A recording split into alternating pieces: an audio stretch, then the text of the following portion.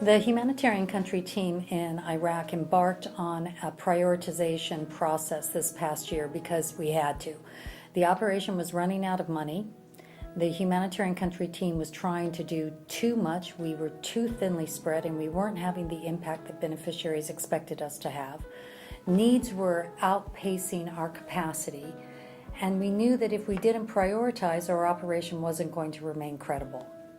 When we started the process, the very first thing that we did was to identify those programs that were closing, when they were closing, and whether or not a cash injection into the program could keep that operation moving.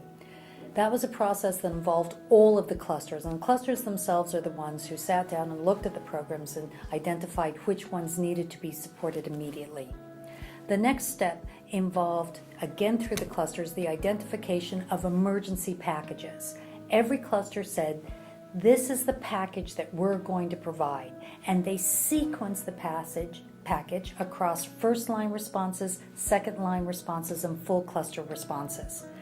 Now, the packages were minimum packages, and that means that they didn't meet the international standard for the cluster. The difference between the international standard and the minimum package, we called the ethical gap. That's the difference between the internationally agreed standard and what we knew that we could do.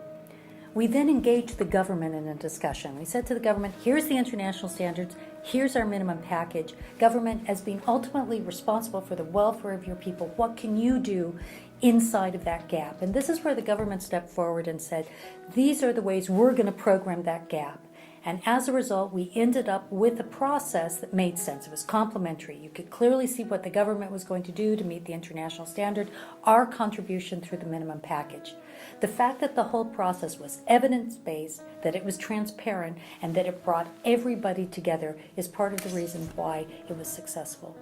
One of the disappointing things about prioritization, however, has been that although this was a very rigorous process, unfortunately, the donors didn't step forward and they're part of the compact. They didn't come forward and say, right, that's the minimum.